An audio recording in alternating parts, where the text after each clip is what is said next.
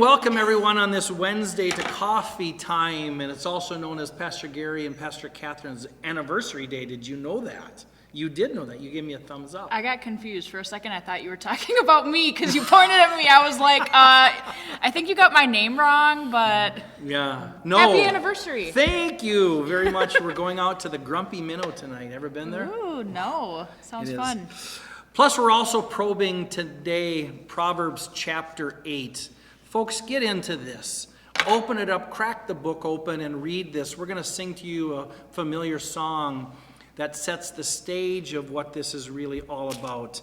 And it's absolutely beautiful, Proverbs chapter 8. And so we're going to sing a song that you know, made famous by Louis Armstrong. Good. I see trees of green, red roses too. I see them bloom, they bloom for me and you. Then I think to myself, what a wonderful world. I see skies of blue and clouds of white, bright blessed day, dark sacred night, and I think to myself, what a wonderful world.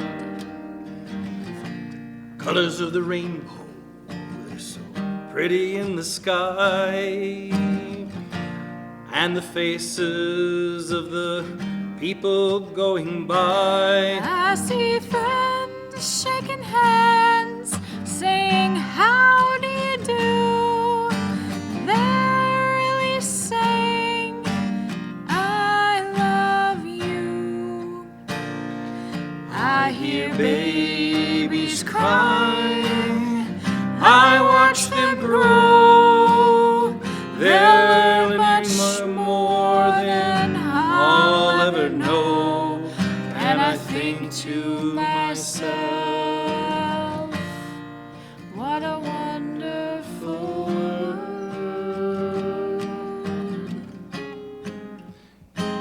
Yes, I think to myself, what a wonderful world.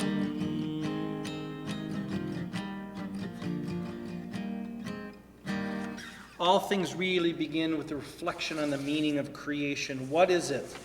What is it to talk about Genesis and God who creates all things? Hear it again in Proverbs chapter 8 through the eyes of wisdom. Go ahead. The Lord created me at the beginning of his work, the first of his acts of long ago.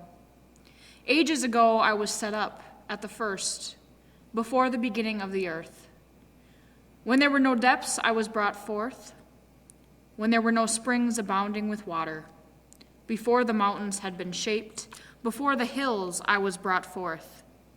When he had not yet made earth and fields or the world's first bits of soil. When he established the heavens, I was there.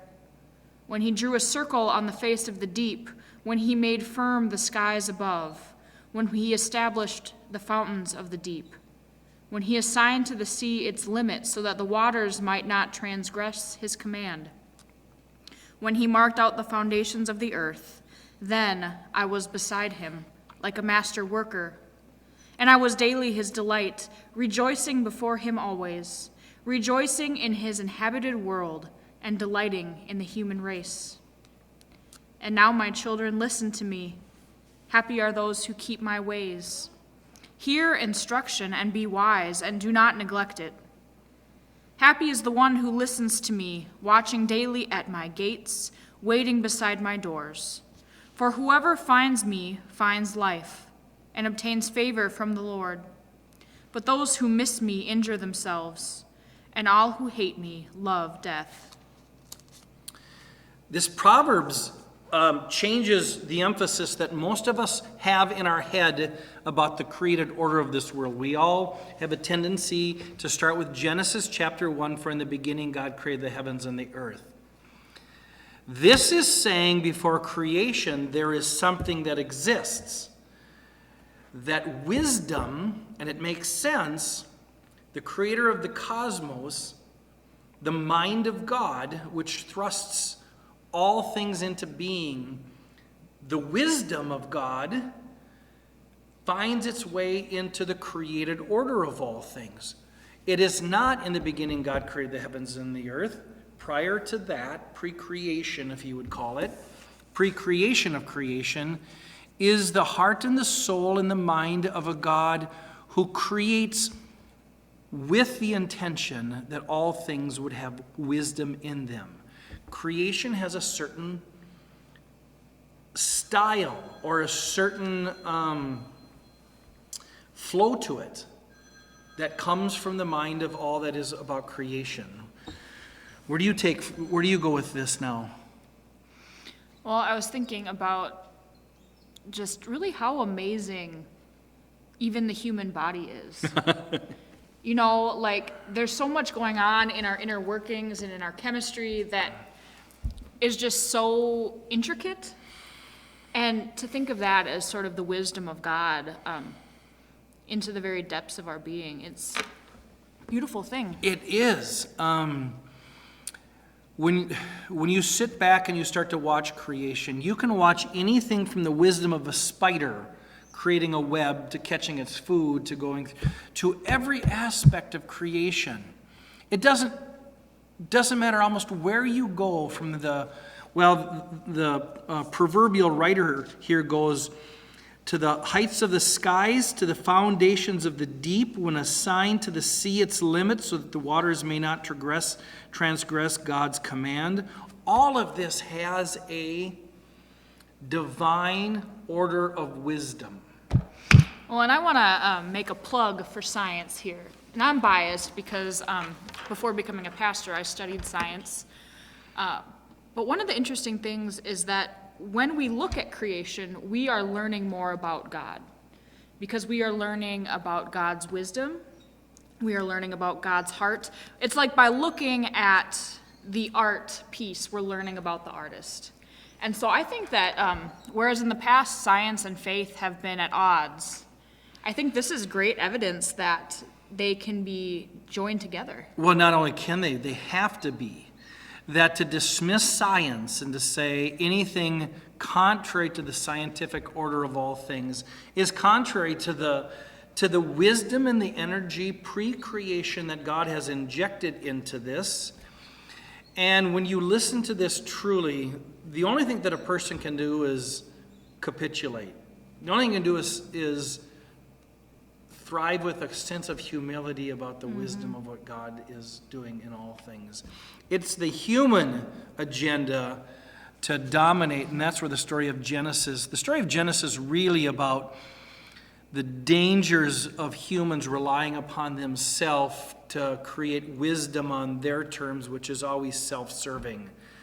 Taking a step back prior to creation and the created order is the powerful mind of God. And the image in Genesis then is a healthy creation in which all things work together. It's a garden.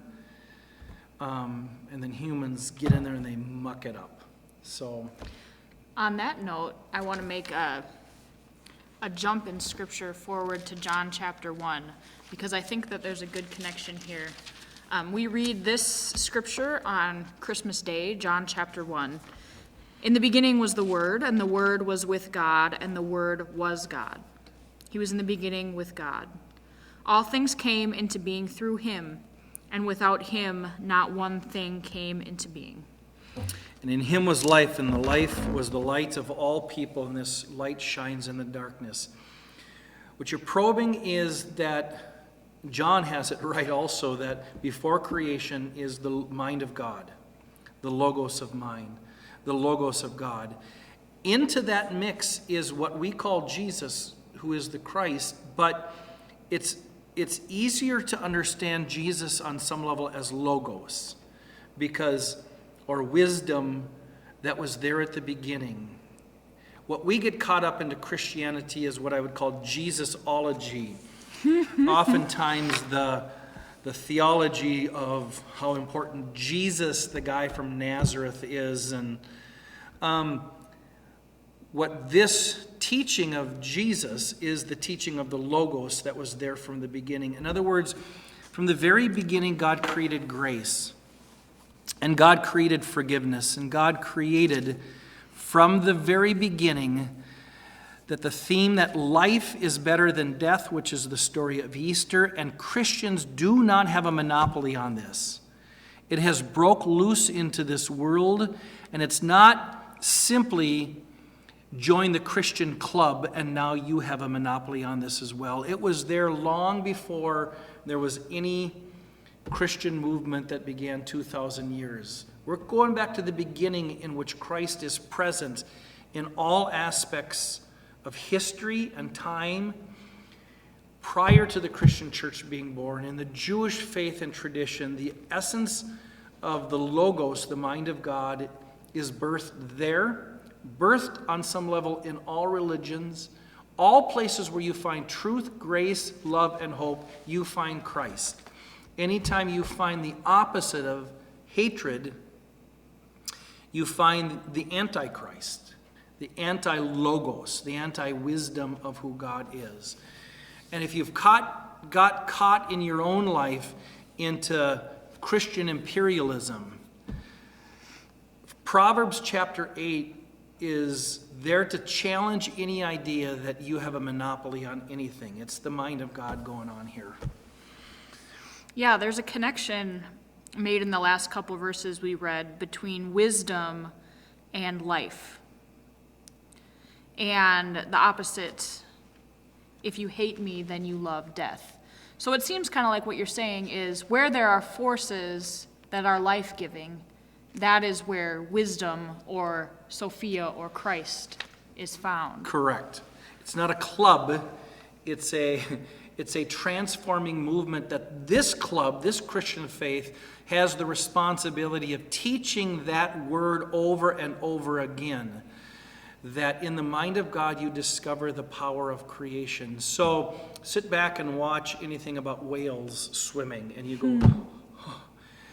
It's the beauty of the internet actually is sometimes you can get videos of some guy out surfing and suddenly out of nowhere comes this whale that's the size of 15 houses and emerges up and swims underneath somebody on a surfboard. It's powerful. And this is all the heart and the soul of the God of creation. So what a wonderful world it is. What Louis Armstrong tries to catch and capture in this song is I see all of this. And I have to live a life of wonder. I have to live a life standing in awe of the creator of the cosmos. So go there with your studies. Get into the Proverbs chapter 8. The next section is absolutely stunning. It's interesting to note, my friend Kristina, that wisdom is understood to be a woman. That comes up all over within this. The Sophia, the name Sophia is, wisdom has built her house. She has set up her 7 pillars. She has slaughtered beasts. She has mixed her wine that she has set at the table. Wisdom says, drink. Come, eat my bread and drink of the wine I have mixed. Live simply and live and walk in the sight of insight. You know, it might just be helpful to note that God doesn't have a gender, male or female. And this was written, centuries ago, showing that the wisdom of God is a feminine attribute. So that's not new progressive stuff. No, it's not, except for there's so much in the Old Testament scripture in which God is depicted as male, in the foolishness of God and the wisdom of God. Here, this opens it up, and so we'll end with this, that a foolish woman is noisy. She is wanton and knows no shame. She sits at the door of the house here. Anyway, I'm pretty noisy, let's be real. You're not foolish, though. Look at these beautiful children of yours that you've brought into this world, talking about creation. Zach, tell us, how's your day going? It was great. It's going great. Can you help me open Can't get any better than that. See you all see you this Sunday.